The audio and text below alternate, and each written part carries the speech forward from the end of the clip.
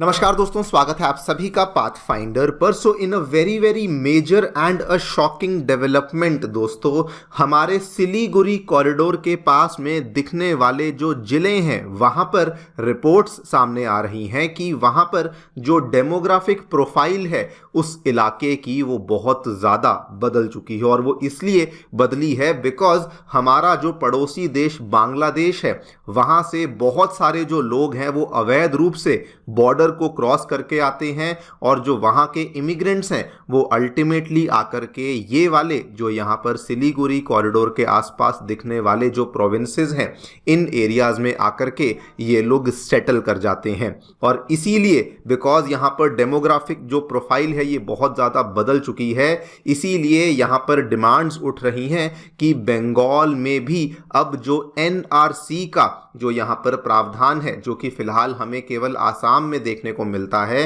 वो सेम चीज को बंगाल में भी लाया जाए। आप लोग यहां पे देख सकते हैं ये वाला जो डिमांड है इस बार बंगाल की जो ऑपोजिशन की लीडरशिप है वहां से देखने को मिला है। खबर आज से कुछ ही दिन पहले सामने आई है जिसमें कि बंगाल के जो लीडर ऑफ ऑपोजिशन है श्री शुवेंदु अधिकारी जी, इन्होंने कहा है that all political parties should now start supporting the implementation of NRC in Bengal. यहां पर भी देख पाएंगे द हिंदू की न्यूज है जब यहाँ पर शुवेंदु अधिकारी जी ने कहा कि अब बंगाल में भी एनआरसी को लाया जाना चाहिए ना। वैसे तो एनआरसी को लाए जाने की डिमांड बंगाल में पहले भी उठ चुकी है, लेकिन पहले ये एक तरीके से आम लोगों की डिमांड थी जो कि उठी थी, लेकिन इस बार दोस्तों पहली बार जो बंगाल की लीडरशिप है वो भी जो वहाँ के लीडर ऑफ ऑपोजिशन है उनके द्वारा इस तरह की डिमांड को बंगाल में उठाया गया है। इसी पूरी चीज़ के बारे में हम लोग बातचीत करने वाले हैं, क्या एग्जैक्टली हमें देखने को मिला है और ये जो डेमोग्राफिक प्रोफाइल चेंज होने की जो बात हुई है इसके बारे में भी हम लोग फैक्ट्स को जानेंगे कि हमें कहां कहां पर क्या क्या चेंजेस देखने को मिले हैं। आईबी ने भी इस चीज को लेकर अपनी कमेंट्री दी है, उसके बारे में भी चर्चा करेंगे एंड इस पूरी चीज का क्या इंपैक्ट है भारत पे, क्या मायने हैं भारत के लिए, उसको भी समझेंगे that should India be worried और नॉट। आइए शुरू करते हैं मेरे साथ। मेरा नाम है अनिरुद्ध। यदि आप लोग हमें फॉलो करना चाहते हैं, हमारे लेक्चर्स के अपडेट्स को प्राप्त करना चाहते हैं तो यहाँ पर दिए गए टेलीग्राम चैनल्स के माध्यम से ऐसा कर सकते हैं। दोस्तों आगे बढ़ने से पहले आप सभी को बताना चाहूँगा कि आपकी यूपीएससी परीक्षा की तैयारी को आसान और अफोर्डेबल बनाने के लिए अनअकैडमी ने सभी यूपीएससी रिसोर्सेज अब निःशुल्क अवेलेबल करवा दी हैं, जिसमें monthly current affair magazines, previous year questions, NCERT notes की समरीज, प्रीलिम्स के लिए फ्री मॉक टेस्ट, ये सभी चीज़ों के जो लिंक्स हैं वो आपको नीचे डिस्क्रिप्शन बॉक्स में अवेलेबल करवाए गए हैं। लेकिन फिर भी कोई डाउट है, कोई भी आपको क्वेरी है तो आप लोग डायरेक्टली नीचे दिए गए इन फोन नंबर्स पे फ़ोन कर सकते हैं एंड हमारी टीम आपको वहाँ पर भी असिस्टेंस प्रोवाइड करवा देगी। ऑल राइट, सो क्या देखने को मिला है देखिए दोस्तों, आज से कुछ दिन पहले की बात है, वेस्ट बंगाल की जो मुख्यमंत्री हैं श्रीमती ममता बनर्जी, उन्होंने असल में वेस्ट बंगाल में कुछ फॉल्स वोटर्स की जो उसमें राइज देखने को मिला था उसको लेकर कुछ कंसर्न्स को रेज किया था। लेकिन उसके जवाब में जो बंगाल की स्टेट असेंबली में जो लीडर ऑफ अपोजिशन हैं श्री शुवेंदु अधिकारी जी, उन्होंने कहा कि इन सभी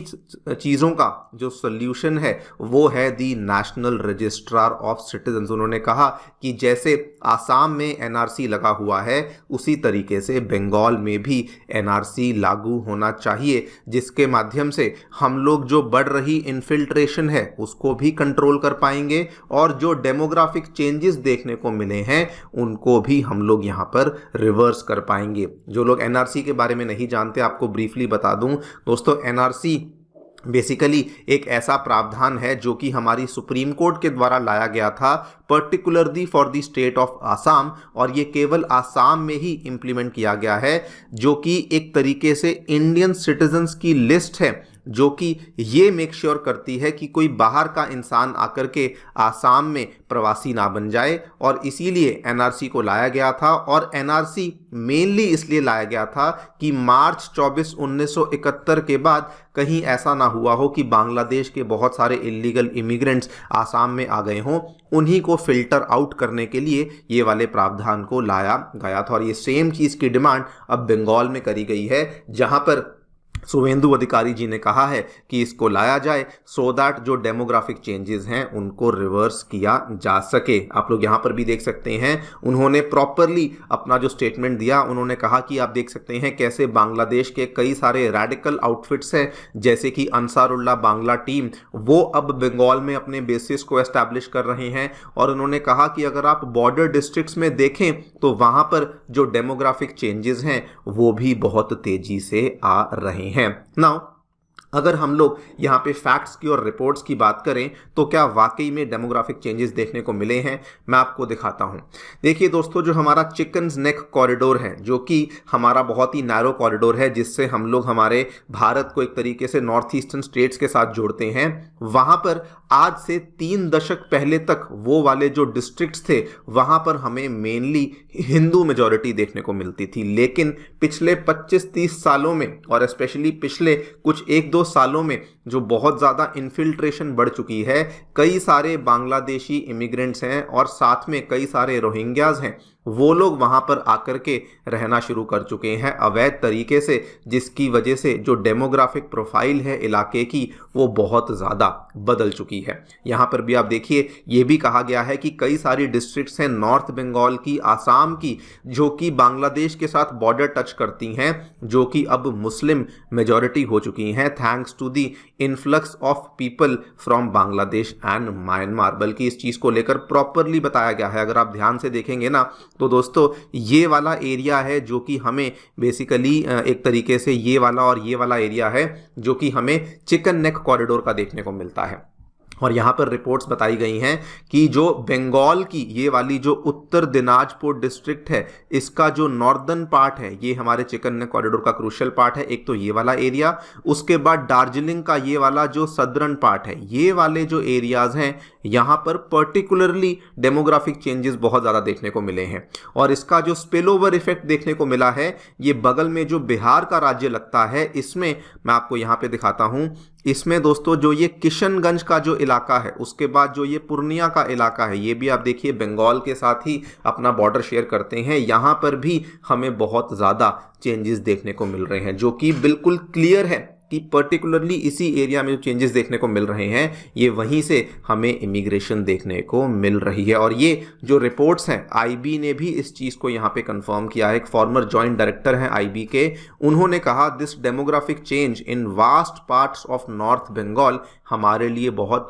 एक बड़ा इशू बन चुका है और ये हमारी नेशनल सिक्योरिटी के लिए बहुत बड़ा थ्रेट भी बन चुका है। मैनी रिपोर्ट्स उन्होंने कहा कि हमने तो जी पहले भी आईबी के द्वारा ऐसी बहुत सारी रिपोर्ट्स यूनियन गवर्नमेंट को पेश करी हैं, यानी कि गवर्नमेंट इस चीज़ से प्रॉपरली अब अवगत हो भी चुकी है। और अगर आप रिसेंटली भी देखें तो हमारे एनएसए श्री अजीत डोभाल ये भी कोलकाता के दौरे पर गए थे, लास्ट वीक की बात है। तो वहाँ पर भी जब ये गए थे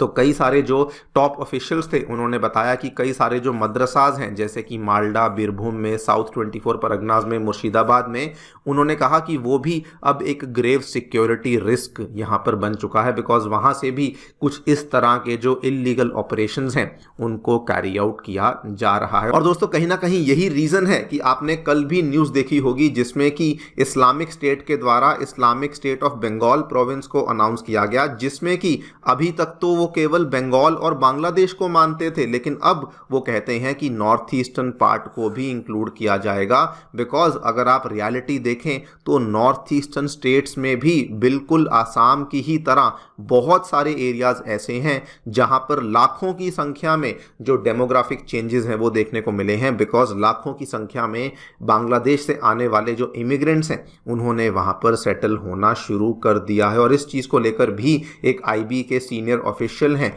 उन्होंने इस चीज़ को भी यहाँ पे कंफर्म किया है कि जी हाँ वाकई में हमें इस तरह के चेंजेस यहाँ पर देखने को मिल रहे हैं। सो देखा जाए तो यस डेफिनेटली ये भारत के लिए बहुत चिंता का विषय बन जाता है, स्पेशली जब से मोहम्मद यूनुस की गवर्नमेंट आई है तब से हम इस तरह की एक्टिविटीज़ देख रहे हैं कि जो बांग्लादेश में रेडिकल्स थे उनको अब बरी कर दिया गया है, जेलों से निकाल दिया गया है कि आपको जो करना है जैसे करना है कर सकते हैं। और अब तो बल्कि बांग्लादेश से ये भी खबर आई थी कि वो चिकन नेक कॉरिडोर के पास में जो बांग्लादेश का ये वाला जो नॉर्दर्न एरिया है रंगपुर का, यहाँ पर वो पाकिस्तानी आर्मी को भी डिप्लॉय करने की बातचीत कर रहे हैं। तो यस चिंता का विषय डेफिनेटली भारत के लिए बन जाता है। अब वैसे तो देखते हैं गवर्नमेंट क्या करती है, और सिंस गवर्नमेंट ऑलरेडी इन चीज़ों को लेकर वाकिफ है तो डेफिनेटली कुछ ना कुछ कर ही रही होगी। लेकिन मैं यहाँ पे मानता हूँ कि सबसे पहले तो इंडिया को चिकन नेक कॉरिडोर के पास सिक्योरिटी मेजर्स को एनहांस करना बहुत इंपॉर्टेंट है। दूसरी बात, जो सुप्रीम कोर्ट ने गाइडलाइंस दी हैं with respect to the illegal immigrants, उनको तुरंत लागू किया जाना चाहिए। और जो अब ये एनआरसी इम्प्लीमेंटेशन को लेकर ये डिमांड उठी है, इसको सबसे पहले कंसिडरेशन में लाना चाहिए, केवल बंगाल के लिए नहीं बल्कि जितनी भी बांग्लादेश के साथ बॉर्डरिंग स्टेट्स हैं उन सभी एरियाज़ में एनआरसी इम्प्लीमेंटेशन के बारे में चर्चा शुरू होनी चाहिए। बाकी आप लोग जो भी सोचते हैं हमें डेफिनेटली बताएं कमेंट सेक्शन में। Thank you so much for listening, stay tuned.